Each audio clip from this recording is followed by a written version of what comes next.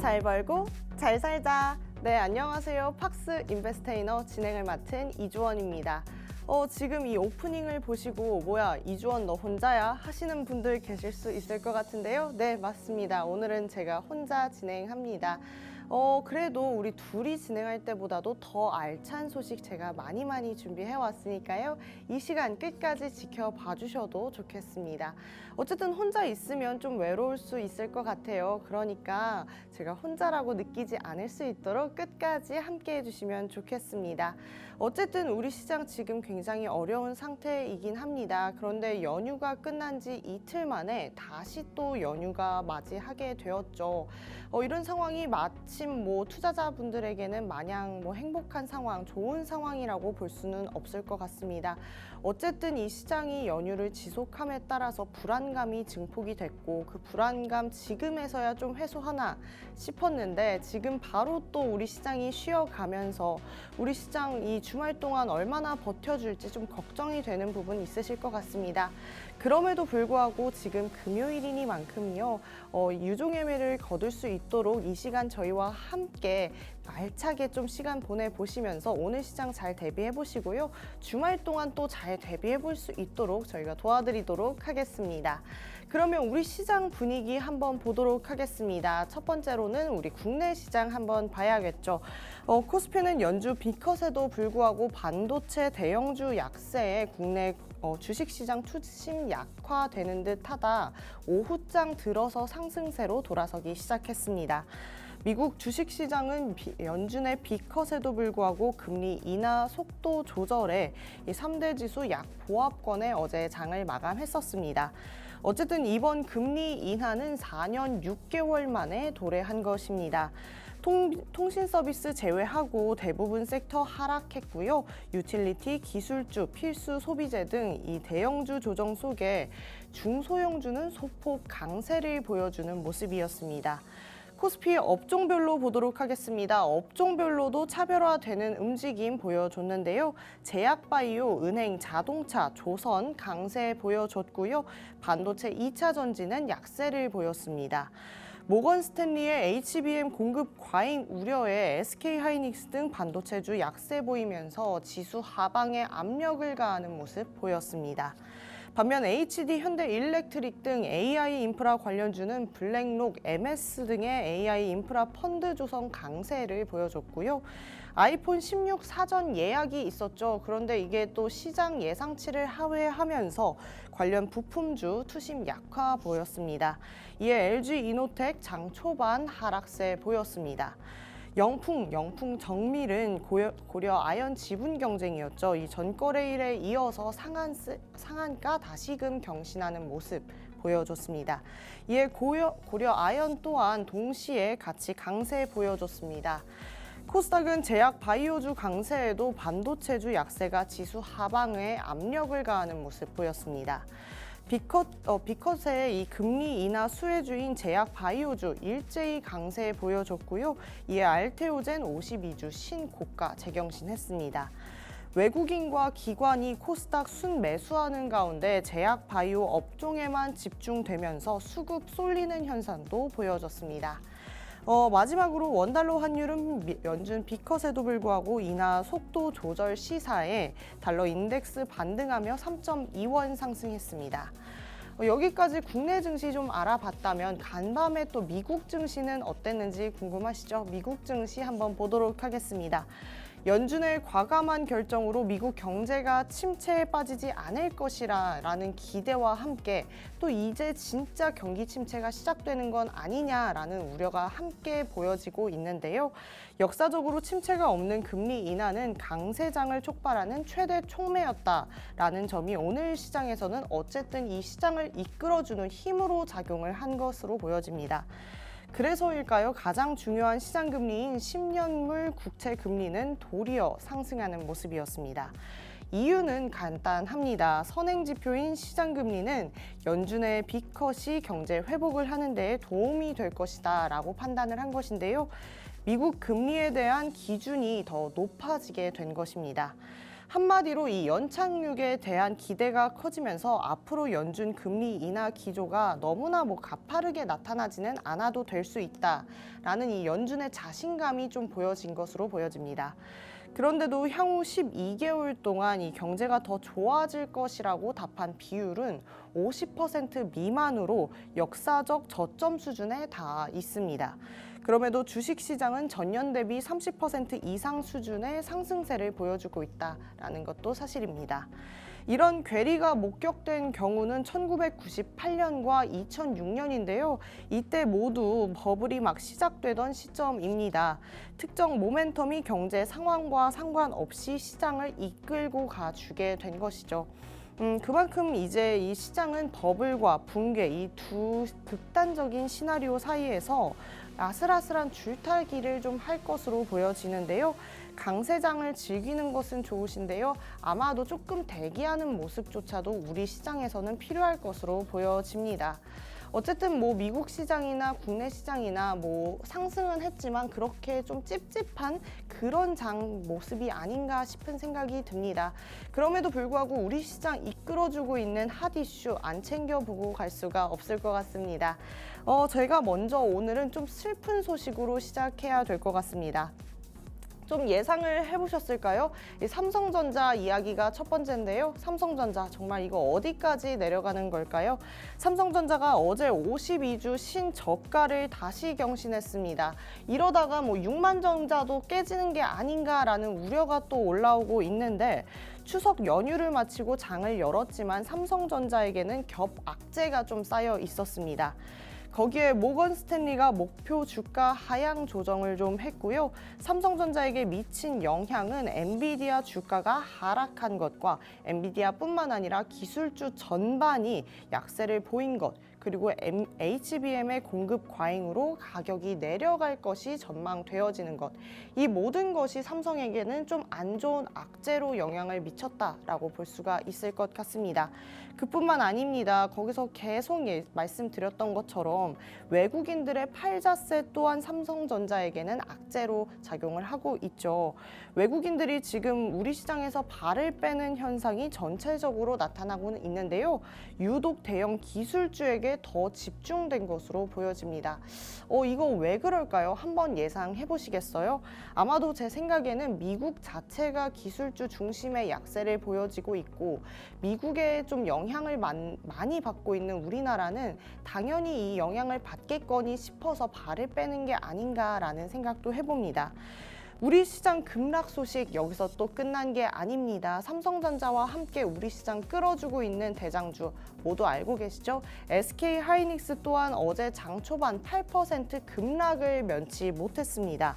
이건 또 왜 그랬을까요, 여러분? 한번 질문을 하면서 예상을 해봤으면 좋겠습니다. 바로 모건 스탠리가 SK하이닉스에 대한 투자 의견과 목표 주가를 하향 조정한 것이 영향을 많이 끼친 것으로 보여집니다. 하지만 삼성이든 하이닉스든 그냥 이렇게 죽지는 않겠죠. 지금 미국 기술주 영향으로 이런지는 몰라도요. 경제가 완전히 침체되지 않는 한 주가 하단을 지지할 만한 요소들은 분명히 이 두 대형주에게는 가지고 있습니다. 향후 반등 구간에서 강하게 반등할 가능성조차도 열어두시는 게 좋을 것 같습니다. 그러니까요, 이 주주 여러분들 지금이 정말 끝났구나, 이제 마지막이구나 라고 생각하지 마시고요. 앞으로 반등할 수 있는 가능성 열어두시면서 지금은 좀 안전자산의 비중을 넓혀가시는 그런 좀 센스를 발휘해 보시는 게 어떤가 싶습니다. 자, 이제 저 좋은 이야기 하도록 하겠습니다. 사실 이렇게 안 좋은 이야기 할 때는 제 마음도 너무 무겁습니다. 그렇기 때문에 좋은 얘기 한번 해보려고 하는데요. 제가 이렇게 소개하기 전부터 이렇게 설레하는 이유 좀 아실 것 같나요?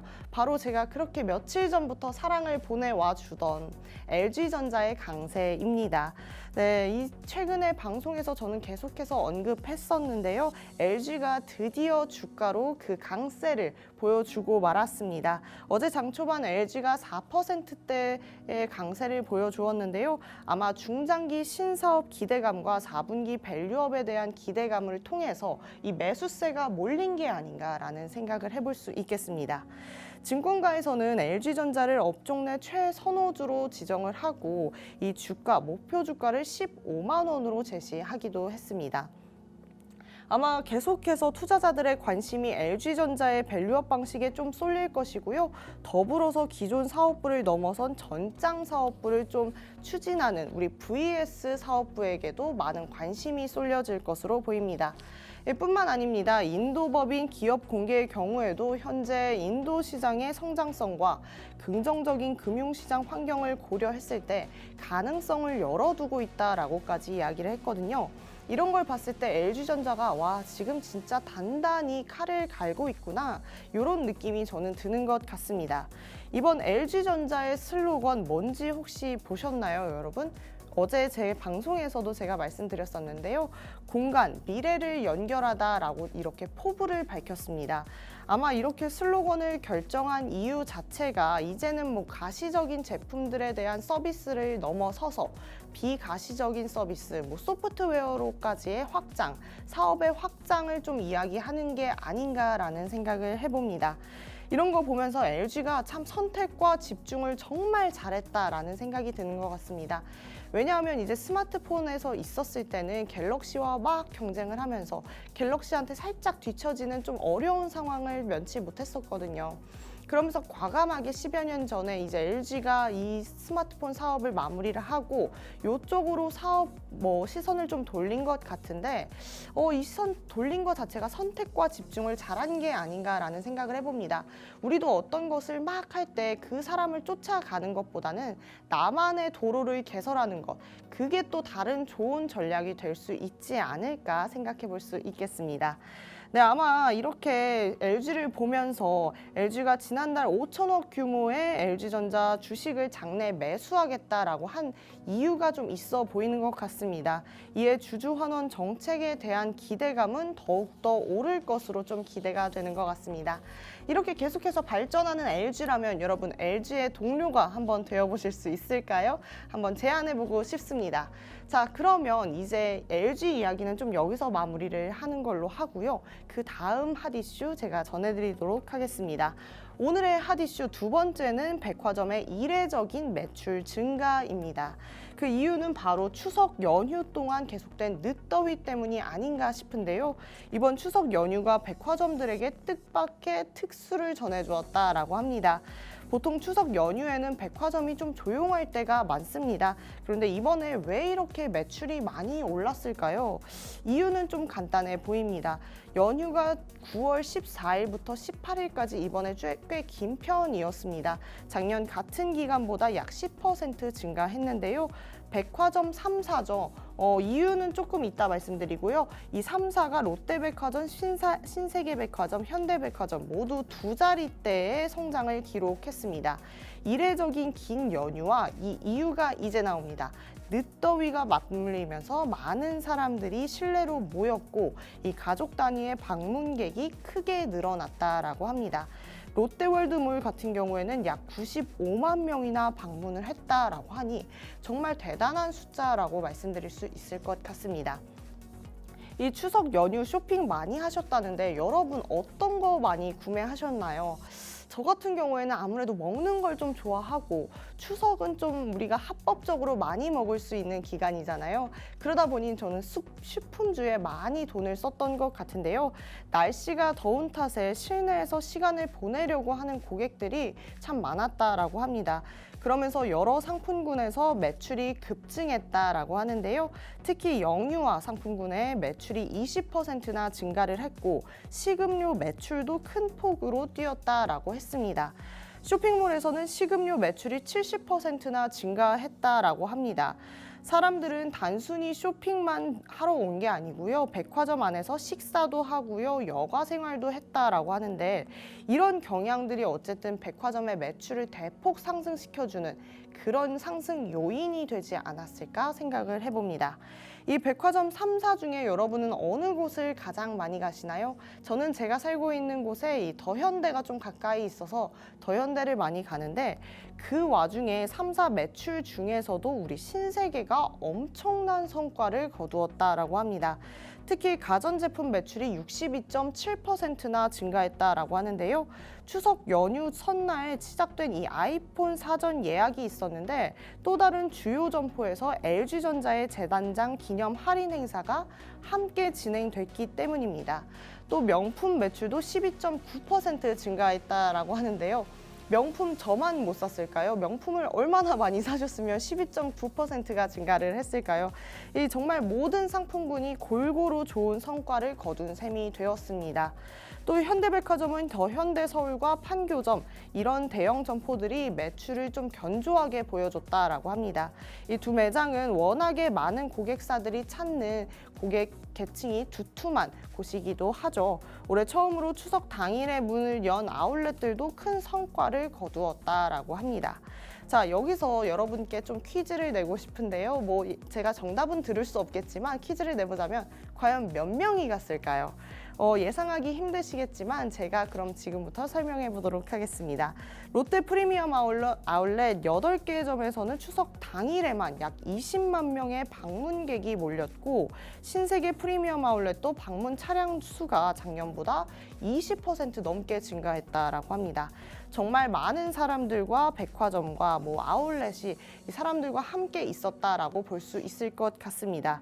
아무래도 추석 연휴 트렌드가 옛날과는 많이 변한 것 같습니다. 옛날 같은 경우에는 우리도 흔히 알고 있죠. 윷놀이하고 산 가서 썰매 타고 추석에는 썰매 못 하겠지만 명절이라고 하면 썰매 타고 가족들과 고기 구워 먹고 이렇게 집 안에서 보내는 시간들이 많았는데요. 지금은 집에 있는 것보다 나가서 좀 좀 하자. 에어컨도 빵빵하게 나오고 먹는 것도 자유롭게 먹을 수 있고 또 누가 일하고 싶겠어요. 이 명절에. 그러니까 나가서 좀 처리를 하는 이런 것들이 좀 트렌드가 많이 반영이 된 것 같습니다. 백화점과 아울렛도 이런 소비자들의 변화를 잘 파악하고 맞춤형 서비스를 제공한 덕분에 매출이 크게 증가한 것 같습니다. 앞으로도 이런 트렌드가 강화될 것으로 좀 예상되는 만큼 다음 명절에는 기존과는 또 다른 방식으로 연휴를 즐겨보는 것이 어떨까 궁금합니다. 자, 그러면 여러분들이 지금은 좀 기대할 수 있는 시간이 되지 않을까 싶은데요. 바로 생활 속의 경제 이야기 시간입니다. 여러분, 오늘 제가 어떤 이야기를 할까요? 저는 오늘 좀 혼자서지만 전투적으로 좀 여러분들께 투자 이야기를 해보고 싶습니다. 오늘 생활 속의 경제 이야기 시간에서는요, 우리가 지금 이 타이밍에 어떤 것에 좀 집중을 해봐야 되는지 요거를 좀 이야기해 보도록 하겠습니다. 최근 경제 상황이 굉장히 변동성이 큽니다. 글로벌 인플레이션 문제와 미국이 또 금리 인하를 하기로 했죠. 그러면서 글로벌 시장이 마구마구 움직일 변동성이 좀 이제는 예상이 되어집니다. 현재 상황에서 투자자들이 좀 고민하고 주목해봐야 될 부분이 어떤 게 있을까요? 최근 들어서 가장 중요한 키워드는 바로 변동성 관리라고 생각을 합니다. 미국 연방제도는 이 금리 인하 기조가 계속될 것을 예상을 하면서 글로벌 주식시장 불확실성이 커지고 있다라고 이야기를 했는데요. 이런 상황에서는 방어적인 포트폴리오 중요하시겠습니다. 그럼에도 불구하고 저는 조금 더 적극적으로 이 방향을 나아가고 싶은데요. 예를 들어서 기술주나 신재생 에너지 관련 주식들은 최근에는 하락세를 좀 보이긴 했었는데 장기적으로 봤을 때는 성장 잠재력을 가지고 있다라고 말씀드리고 싶습니다. 특히 전 세계적으로 탈탄소화의 모습을 좀 보여주고 있기도 하고 관련 섹터에 대한 투자 또한 여전히 유효하다라고 생각을 하기 때문에 지금 같은 시기에는 배당주와 같은 수익성이 안전한 곳에 좀 투자를 하시면서도 이런 종목들을 좀 살펴보는 것도 좋은 전략이 될 수 있을 거다라는 생각이 듭니다. 하지만 아무리 좋은 종목이어도요, 리스크 관리하는 것만큼 중요한 것은 없습니다. 변동성이 좀 큰 시기인 만큼 현금 비중을 좀 일정 부분 비중을 유지하는 것을 추천드리고요. 포트폴리오를 다변화하는 것, 그것 또한 추천드리도록 하겠습니다. 자, 특히 글로벌 공급망이 해결되지 않은 상황에서 예상치 못한 이벤트가 시장에 미칠 수 있는 영향 또한 굉장히 많이 고민해 보셔야겠죠. 따라서 금이나 미국 국채 같은 이 안전 자산에 대한 투자 또한 생각을 해 보셔야겠습니다. 거기에다가 우리 좀 에너지에 대한 전망과 투자 전략에 대해서도 좀 이야기를 해봐야 될 것 같은데요. 앞서 얘기 나눴던 에너지와 헬스케어 섹터에 대해서 조금만 더 깊이 다루고 넘어가도록 하겠습니다. 에너지 섹터에 대해서는 글로벌 원유 수급 불균형과 지정학적 리스크가 계속해서 부각되면서 우리 에너지들 좀 주목을 좀 받고 있습니다. 신재생 에너지로서의 이 전환이 가속화되면서 기존 전통적 에너지 기업과 신재생 에너지 기업 모두에게 좋은 기회가 다가오고 있다라고 말씀드릴 수 있겠는데요. 하지만 최근에 유가 변동성이 굉장히 커지고 있기 때문에 장기적인 시각으로 접근할 필요성은 있어 보입니다. 전통적 에너지 기업들은 여전히 좀 단기적인 투자로 봤을 때는 좀 유리합니다. 하지만 장기적으로 봤을 때 이 신재생 에너지 관련 기업들은 더 큰 성장 잠재력을 또 가지고 있기 때문에 태양광, 풍력, 수소 같은 경우에는 이 기술들이 발전하면서 관련 기업들이 시장에서 더욱더 주목을 받을 것이다라고 전망해 볼 수 있겠습니다. 네, 그래서 제가 가장 추천하고 싶은 부분은 바로 방어적인 접근과 성장주의 균형이라고 말씀드릴 수 있겠습니다. 지금처럼 경제 상황이 좀 불확실할 때에는요, 일부 자산을 좀 방어적으로 배치를 해놓고요, 나머지는 장기적으로 봤을 때 성장 가능성이 있는 곳에 배치를 해놓으면 가장 좋을 것 같습니다. 여기까지가 좀 제가 얘기하는 안전적인 전략이라고 한다면 제가 거기에 조금 더 욕심을 붙여서 유연한 접근과 빠른 대응을 해보자라고 말씀드리고 싶습니다. 시장 상황은 지금도 그렇지만 언제든 변화할 수 있는 변동성을 가지고 있습니다. 유연한 접근으로 이 상황에 맞게 빠르게 대응하는 것 지금 너무너무나 중요할 것 같습니다. 이제 여태까지 반도체가 안 좋다 이런 이야기를 좀 많이 하는데 좀 이유가 없는 부분에 대한 선입견은 조금 내려놓으시고요. 새로운 기회, 열린 기회 좀 잡아가시는 시간 가졌으면 좋겠습니다. 자, 오늘 여기까지 한 이야기가 여러분께는 좀 투자에 대해서 시사점이 되었으면 좋겠다라는 이야기 전달해 드리면서요. 성장 잠재력이 가진 기회까지도 우리 시청자 여러분들이 가져가는 좀 포부, 용기를 가졌으면 어떨까 싶습니다. 이 용기 갖기 참 혼자는 좀 힘드시죠? 그 마음 참 알 것 같습니다. 그래서 저희가 준비한 공간이 있는데요. 유튜브에 팍스탁 세 글자 치고 들어가 보세요. 그러면 저희 팍스 인베스테이너가 재미있으면서도 꼭 알아야 하는 우리 경제 지식 많이 준비해놨고요. 더불어서 많은 투자자분들에게 좀 도움이 될 수 있는 우리 전문가분들의 투자 의견까지 들어보실 수 있으니까요. 팍스탁 좋아요, 구독, 알림 설정까지 해놓으시고 잘 활용해 보셨으면 좋겠습니다. 더불어서 팍스 통신망 이야기 안 해드릴 수가 없습니다. 제가 여기까지 성장하는데 이정호 멘토님께서 많은 노력을 해주셨습니다. 정말 과외 선생님처럼 옆에 딱 붙어서 계속해서 멘탈 관리도 해주시고요. 많은 관리 해주시고 계시니까요. 요번에 이 팍스탁 들어오셔서 다음 주에는 바로 수익화 해보시는 기회 가져가셨으면 좋겠습니다. 자, 여러분 1부는 저와 이렇게 힘차게 달려보셨는데요. 바로 2부에서 찾아뵙는 걸로 하겠습니다. 그때까지 채널 고정!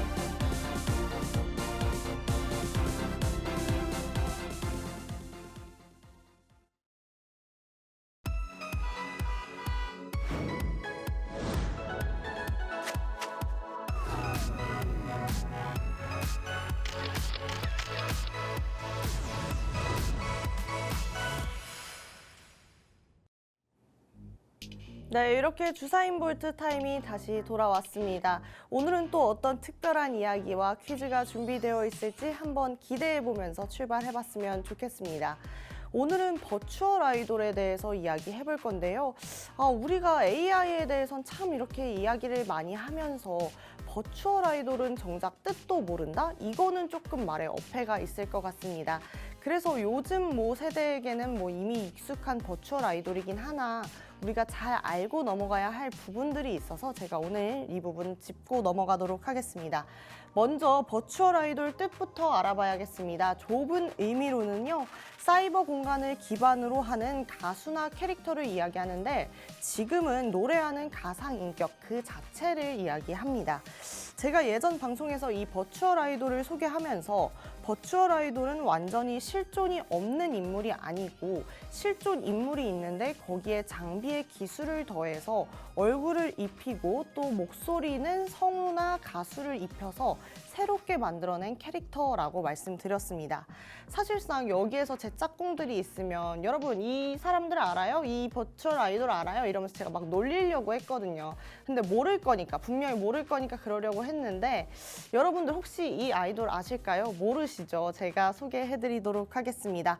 얼마 전부터 이 소수 문화로 좀 자리를 잡기 시작하면서 지금은 어마어마한 인기 그룹으로 활동 중인 플레이브입니다. 이 플레이브 기세가 어마어마합니다. 르세라핌이나 비비를 제치고 음악방송에서 1위를 했고요. 서울 더현대에서 열린 팝업 스토어에서 이세계 아이돌과 스텔라이브와 함께 매출 70억이 넘는 기록을 또 보여줬다라고 합니다. 그런데 저는 이제쯤이면 조금 의문이 생겼습니다. 아니, 도대체 어떠한 이유에서 이걸 만들었을까? 도대체 어떤 니즈를 파악하고 기업들이 이런 그룹들을 좀 프로듀싱을 했을까? 라는 의무심이 들더라고요. 가장 첫 번째 버추얼 아이돌의 가장 좋은 점은 바로 리스크로서 자유롭다 이겠죠. 아마도 요즘 사법 리스크든 오너 리스크든 아이돌 멤버의 사생활 리스크든 이 모든 리스크가 회사 주가에는 어마어마한 영향을 미칠 것 같습니다. 우리가 모두 다 알고 있죠. 하지만 적어도 이 버추얼 아이돌의 사생활 리스크는 분명히 없을 것 같습니다. 그렇기 때문에 이 사생활 리스크가 부각되면 어쨌든 견고했던 이 팬층까지 무너지는 아주 안 좋은 상황이 일어나거든요. 그런데 버추얼 아이돌은 사생활은 깨끗할 테니 어쨌든 견조한 팬덤을 유지할 수 있다. 요것만 해도 수익성에 있어서는 굉장히 견조한 흐름 가져갈 수 있을 거라는 생각이 듭니다. 그 다음으로는 아마 코로나 팬데믹이 좀 많은 영향을 미쳤을 것으로 보여집니다. 코로나를 지나면서 요즘 세대에게는 비대면이라는 것이 익숙함을 넘어서서 선호 요인으로까지 작용을 합니다. 아니 어떻게 비대면이 선호 요인까지 되겠냐라고 하신다면은 어쨌든 언제 어디서든 이 아이돌과 비대면으로 함께 할 수 있다라는 것이 굉장히 장점으로 작용하기 때문입니다. 예를 들면 지금 이 사진에 나오고 있는 게 팬사인회입니다. 영상통화로 팬사인회를 하고 있는 거고요. 아이돌과 개인적으로 직접 혼자 연락하고 있는 듯한 채팅 이런 것들이 어쨌든 발전을 하면서 이제는 직접 만나지 않아도 아이돌이 나의 일상생활 속에 들어와 있고 나 또한 이 아이돌의 일상생활에 들어가 있는 듯한 한 친밀한 그런 느낌을 받을 수 있게 되는 거죠. 어쨌든 비교적 우리 세대에게는 이런 비대면이라는 약점보다는 강점이 좀 부각되는 세대가 아닌가라는 생각이 듭니다. 처음 사이버 가수가 자체적으로 현실에 실현됐을 때는 1996년 일본에서부터였다라고 하는데요. 당시에는 당연히 기술이 지금만큼 절대 발전하지 않았으니까 하나의 컨텐츠를 진행할 때마다 어마어마한 노력과 어마어마한 인건비가 들었겠죠. 그런데 대중들은 그만큼 반겼을까요? 그만큼 반기지 않았습니다. 그때 당시에 비대면으로 이게 뭐야 하시는 분들이 더 많았기 때문에 어쨌든 실용성도 떨어졌고 매출에 대해서도 그렇게 도움을 주지는 못하는 그런 현상이 일어나기는 했습니다. 하지만 지금은 너무 다르죠. 너무나 간편한 기술로 너무나 빠르게 돈 들이지 않고도 이런 컨텐츠를 진행할 수 있기 때문에 비대면의 편리성이 오히려 강조가 되는 지금의 세대라고 볼 수가 있겠습니다. 그러면 아니 버추얼로 이렇게 아이돌이 잘 나가면 아이돌만큼이나 우리 시장에서 정말 견고하게 인기를 보여주고 있고 영향을 미치고 있는 우리 유튜버는 버추얼하면 안 돼? 라는 생각이 또 나오게 된 거죠. 그러면서 생긴 게 이 버추얼 유튜버, 버튜버가 나온 것입니다. 저는 참, 이 사진을 보면서 내가 이렇게 시대착오적인 사람인가? 라는 생각을 했습니다. 사실 이게 애니메이션과 좀 뭐가 다른지 모르겠고요. 그런데 그걸 다 떠나서 수익성으로 봐야 합니다. 이 친구들 지금 3D가 아니기 때문에 돈이 많이 든다는 약점까지 보완을 하면서 오히려 돈을 많이 벌고 있습니다. 거기에다 인터넷 방송이 무한적으로 방송이 계속해서 발전을 하고 있죠. 그런 것들이 이 버튜버에게 힘을 실어줬다라고 합니다. 어쨌든 유튜브를 자주 보시는 분들이라면 이렇게 나의 감성과 어떤 니즈를 완벽하게 충족하는 유튜버가 나온다라고 하면 분명히 구독을 하실 것 같은데요. 저 같은 경우에도 저는 참 먹방을 좋아하는데 이 먹방을 너무나 잘하고 깔끔하게 먹고 내가 원하는 것들만 먹어주는 유튜버가 있다면 항상 구독을 하고 많은 시간 시청할 것 같습니다. 자, 그러면 이렇게 이 버추얼 아이돌을 제가 오늘 주제로 가지고 온 궁극적인 이유를 소개해 드리도록 하겠습니다. 에스파 팬분들이라면 이미 익숙하실 인물입니다. 바로 이 나이비스인데요. 에스파 세계관 속에서 에스파의 조력자 역할을 하는 친구입니다. 이 나이비스는 지난 10일 데뷔곡 던을 발표했고요. 가수 활동을 시작하기도 했습니다. 그러면서 SM은 팬데믹 기간 동안 이 메타버스라는 개념이 나오기 전부터도 우리는 디지털 세계와 현실을 드나드는 이 아티스트를 좀 구안하고 있었더라면서 비욘드 라이브 같은 온라인 콘서트 플랫폼 등을 구체적으로 준비를 해왔다라고 했습니다. 여러분 이 나이비스 알고 계신가요? 저는 이미 알고 있었는데요. 이렇게 보니까 딱 드는 생각이 어떤 게 있으시죠? 너무 예쁘죠? 에스파 멤버들 얼굴을 다 합쳐놓은 것처럼 너무 예쁩니다. 그리고 노래도 참 잘하고 춤도 굉장히 잘 춥니다. 자, 이 나이비스의 강점은 이렇게 비주얼적인 측면에만 있는 게 아닙니다. 이 나이비스는 3D와 2D를 자연스럽게 오갈 것이고요. 그러면 SM의 목적에 따라서 현실에서는 아이돌로서 살아가고 이 2D로서는 유튜버나 웹툰 주인공까지 될 수가 있겠죠. 그러면 어떻게 될까요? 인간으로서의 아이돌보다 또 확장 영역이, 사업 확장이 좀 되는 게 아닌가 이런 생각을 해볼 수가 있겠죠. 그러면서 SM 한 관계자분이 이런 말씀을 하셨습니다. 저는 좀 이걸 보면서 제가 흔히 좀 항마력이 떨어진다라고 하죠. 자료를 준비하면서도 이게 맞나? 라는 생각을 좀 개인적으로 했었거든요. 그런데 이 제작자분들은 정말 이걸 진심으로 하신 것 같아요. 그렇기 때문에 현실 세계의 에스파도 이 디지털 세계의 아이에스파도 바빠서 자주는 못 볼 듯 이런 이야기를 하셨다라고 하는데요. 어쨌든 진짜 그럴 거는 같습니다. 에스파는 현실에서 굉장한 인기를 얻고 있는 아이돌이고 이 아이에스파든 이 나이비스든 플렉서블한 캐릭터로서 계속해서 현실과 가상을 오가면서 많이 바쁘게 움직일 거기 때문에 이 팬덤이 얼마나 커질지는 좀 기대가 되는 부분인 것 같습니다. 어쨌든 오늘은 좀 이렇게 먼저 이 버추얼 아이돌에 대해서 이야기를 해보면서 SM에서 최근에 나온 데뷔를 한 나이비스에 대해서도 좀 얘기를 해봤는데요. 여러분 어떻게 너무 생소하신가요? 아니 저런 게 있어 이런 생각이 드시나요? 하지만 저희는 발빠르게 나아가야 합니다. 우리가 스마트폰이 조금 시작될 때 아니 무슨 저런 게 다 있어. 스마트폰이 이렇게 커졌을 때도 아니 저런 게 다 있어. 이런 생각 많이 하셨죠. 하지만 지금 스마트폰 우리 시장을 장악하고 있는 제품 중에 하나가 아닌가라는 생각을 해봅니다. 그러면서 이 버추얼 아이돌 지금 아니 저런 게 다 있어 할 때 우리가 알아주어야 우리 주가에, 우리 지갑에, 우리 계좌에 영향을 주지 않을까 싶습니다. 제 주사인보트 시간은요 여기서 끝난 게 아닙니다. 다음은 우리 시청자분들이 또 관심을 많이 갖고 계실 우리 트럼프에 대해서 준비를 해봤으니까요. 잠시만 쉬었다 다시 돌아오도록 하겠습니다.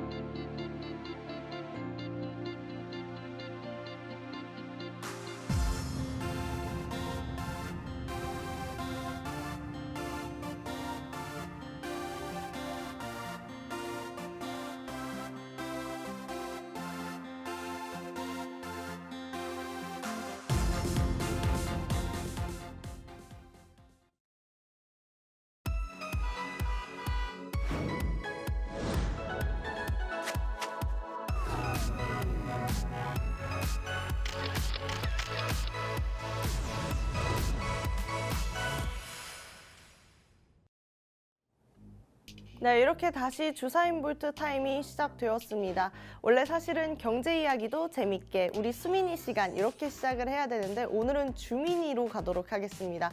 주원이의 민감한 이야기 한번 들어보시면 좋겠습니다. 오늘 여러분들이 참 관심 많이 가지실 법한 트럼프에 대한 이야기 해보도록 하겠습니다. 대선 토론 이후에도 트럼프에 대한 관심은 식지 않았죠. 트럼프 워낙에 핫한 인물이고 그 인물 자체의 캐릭터 자체도 독특하기 때문에 이 사람의 인생 안 궁금할 수 없을 것 같습니다. 오늘 정말 흥미진진한 주제가 되지 않을까 싶은데요. 아마 이름만 들어도 조금은 우리가 관심을 가질 법한 우리 트럼프. 트럼프는 사업가로도 이 TV 방송인으로서도 미국 대통령으로서도 우리에게 많은 영향력을 줬었습니다. 이 사람의 인생은 마치 하나의 드라마 같습니다. 성공과 좌절을 거듭했고요. 화려하게 살아온 이 트럼프의 이야기 오늘 여러분과 함께 나눠봤으면 좋겠습니다. 그럼 지금부터 트럼프가 걸어온 길을 한번 같이 가보도록 하겠습니다. 먼저 트럼프의 어린 시절로 좀 돌아가 볼까요? 1946년 뉴욕 퀸즈에서 트럼프가 태어났습니다. 그가 자란 가정은요, 이 부동산으로서 굉장히 부유한 가정이었습니다. 그의 아버지 프레드 트럼프는 부동산 업계에서 꽤 성공한 인물이었는데요. 트럼프는 어린 시절부터 이 아버지를 이렇게 따라다니면서 부동산이 얼마나 큰 수익을 낼 수 있는지 이런 것들을 좀 몸소 체험했습니다. 그리고 이것이 결국에 트럼프의 성공적인 부동산 경력의 기초가 되어줬습니다. 이때부터 트럼프가 참 남다른 시선을 가지고 있다라는 면모가 드러나는데요. 트럼프가 어렸을 적에 일을 하면서 배운 노하우로 자신의 이름을 딴 프로젝트를 진행하게 됩니다. 바로 트럼프 타워. 이 건물은 이 뉴욕 맨해튼에 위치한 초고층 빌딩으로 시작을 했습니다. 1983년에 완공이 되었고요. 뉴욕에서도 가장 비싼 맨해튼에서도 가장 비싸고 좋은 좋은 땅에 건물을 짓습니다. 이곳부터 트럼프는 세계적으로 유명한 이름을 알리게 됩니다. 자, 그러면 트럼프가 부동산으로 또 어떻게 좀 성공을 했을지 보도록 하겠습니다. 트럼프는 젊은 시절 맨해튼으로 진출을 하면서 더 큰 꿈을 꾸게 되어집니다. 그의 아버지가 퀸즈, 브루클린에서 주로 아파트를 짓는 사업을 했다라고 하면 아들은 그 아빠보다 더 넘어섭니다. 그보다 더 화려한 세계인 맨해튼의 초고층 빌딩을 집중을 해봤습니다. 이때 트럼프가 이 트럼프 타워 건설에 사용한 돈이 약 한화로 1조 원 정도가 된다라고 합니다. 당시 분양가가 162억 원이었다라고 하는데 처음에는 사겠다는 사람이 아무도 없었다라고 합니다. 이 비싼 가격 때문인지 트럼프에게는 굉장한 위험으로 다가왔죠. 그런데 오랜만에 어떤 손님이 트럼프를 찾아옵니다. 하지만 트럼프 스타일이 좀 이랬을까요? 손님 안녕하세요. 어서 오세요. 저 이렇게 할까요? 안 하겠죠. 트럼프 당연히 안 팔리는 건물에 왔음에도 불구하고 트럼프는 그와 반대로 완전히 홀대를 해버립니다. 이렇게 트럼프가 이미 성공한 사람처럼 행동을 해버리니까 맨해튼에 이상한 소문이 돌기 시작했습니다. 다이애나 비와 이 찰스 왕세자가 트럼프 건물에 들어온다라는 소문이 난 건데요. 이 소문이 사실이었을까요? 후에 밝혀진 바로는 사실이 전혀 아닌 사실 무근이었고요. 그런 상황에서 트럼프는 뭐라고 했냐면요. 구매 관계자에 대한 정보는 비밀입니다 하면서 따로 부정하지는 않는 이런 대범한 모습을 보여줬다라고 합니다. 그러면서 이 트럼프 타워는 타워의 대성공으로 이어갑니다. 이미 성공한 척 해라. 진짜로 성공할 테니까.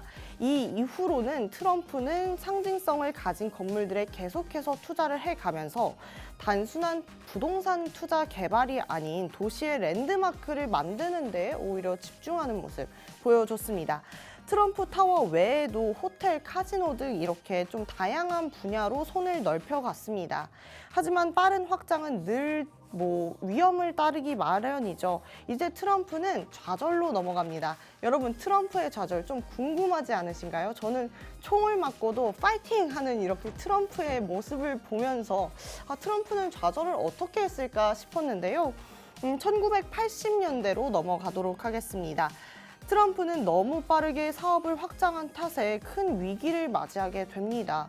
1990년 초반 그의 카지노 호텔들은 계속해서 조금은 안 좋은 모습, 재정적 손실을 보여주고 있습니다. 그렇기 때문에 여기서는 트럼프는 5차례나 기업 파산을 신청하게 되어집니다. 이로 인해서 엄청난 부채에 시달리기는 했는데요. 트럼프는 파산법을 현명하게 이용을 하며 파산 신청을 통해서 다시 회생 방법을 선택하기도 했습니다. 그의 방식은 무척 논란이 되었습니다. 그는 자신을 비즈니스 생존가로 내세우면서 명성을 유지했다라고 합니다. TV 스타로서의 트럼프 한번 보도록 하겠습니다. TV 스타로서 어떻게 트럼프가 시작하게 되었을까요? 자기 자신을 마케팅하는 게 이렇게 중요하구나 라는 생각을 트럼프는 하게 된 것입니다. 그는 2000년대에 들면서 트럼프는 사업뿐만 아니라 리얼리티 쇼에 다시 서면서 대중 앞에 서게 됩니다. 2004년 트럼프는 MBC 리얼리티 쇼 어프렌티스의 진행자로 활약하게 되었는데요. 연봉 25만 달러 인턴십 자리를 두고 경쟁을 다룬 프로그램인데 여기서 그 유명한 대사 You are fired. You are fired. 죄송합니다. You are fired가 나옵니다. 이 이야기를 남기면서 대중적인 인기를 끕니다. 결과물이 마음에 들지 않으면 바로 해고를 해버린 것이죠. 끊임없이 사람들이 이 트럼프의 이런 모습에 이목을 집중하게 됩니다. 이 TV쇼는 트럼프의 새로운 이미지를 좀 만들어준 것 같습니다.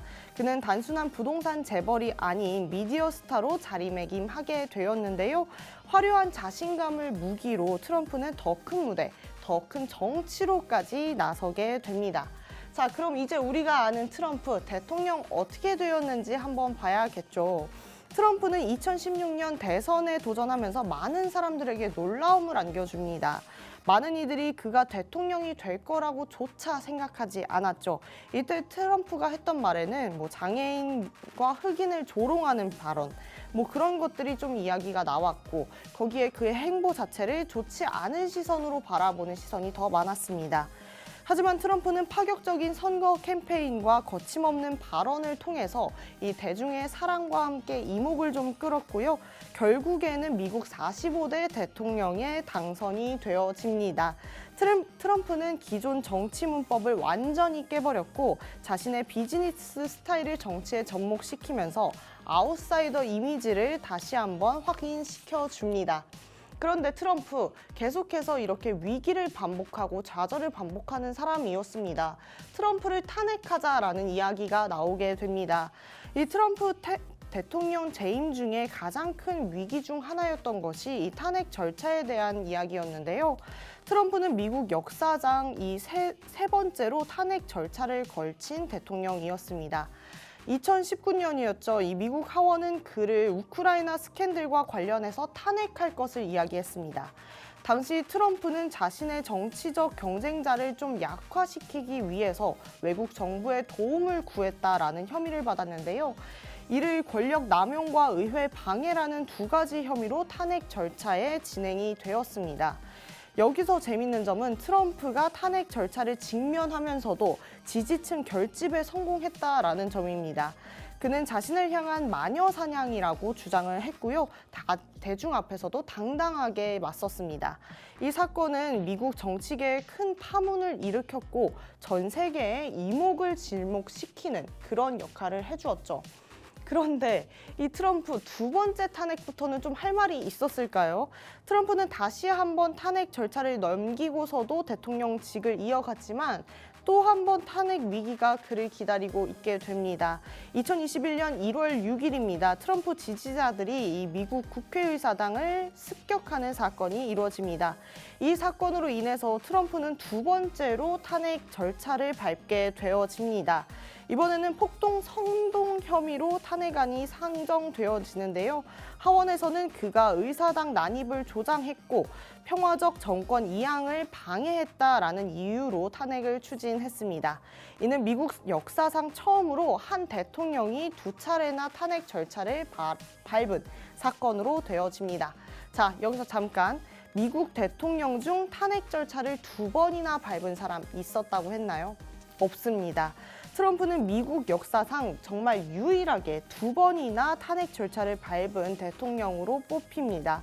하지만 2번 모두 상원에서 탄핵이 부결되면서 실제로 대통령직에서는 물러나지 않는 정말 끈질긴 모습을 보여줍니다. 자, 이렇게 트럼프의 대통령 재임 기간 동안 수많은 논란이 있었고 그가 남긴 유산도 정말 여러 가지가 있습니다. 그렇지만 그 평가가 미국 정치에게 어떻게 영향을 미치는지는 좀 아직까지 미지수이긴 한데요. 그럼에도 불구하고 우리 트럼프 재집권의 가능성 지금까지 열어두고 있죠. 기존 정치 시스템을 완전히 흔들어 놓았고 많은 이들이 그의 리더십을 지지하기도 하고 있습니다. 트럼프는 이 정치권에서도 자신의 비즈니스 스타일을 계속해서 고수하면서 많은 것들을 이루기는 했는데요. 동시에 이 거대한 논란까지도 이루어지는 그런 악동스러운 모습까지도 보여주고 있습니다. 어쨌든 이렇게 트럼프 이야기까지 하면서 그의 파란만장한 일대기가 좀 우리 삶 가운데 도전과 논란 그리고 불굴의 의지를 엿볼 수가 있겠습니다. 이 친구 아까부터 왜 계속 나오는 거죠? 죄송합니다. 자, 오늘 트럼프의 이야기를 돌아보니 정말 드라마 같은 이야기가 아닌가 싶습니다. 성공과 좌절 그리고 정치적 도전 위기까지 현재 진행형인 우리 도널드 트럼프 이야기 앞으로도 궁금해 보셔도 좋겠습니다. 여러분 도널드 트럼프 이야기 계속해서 궁금하시죠? 다음 시간에는 아마 제가 아닌 우리 수민 씨가 해리스에 대한 이야기도 가지고 오지 않을까 싶습니다. 저희 인베스테이너 계속해서 여러분들 시장에서 꿋꿋하게 버틸 수 있도록 여러 가지 다양한 방법으로 정보 많이 가지고 있으니까요. 이 정보들 궁금해 하시면서 좀 주말 동안 너무나 많이 급한 마음, 불안한 마음 갖지 마시고요. 이 시간 조금 즐겨보면서 주말은 푹 쉬시면 어떨까 싶습니다.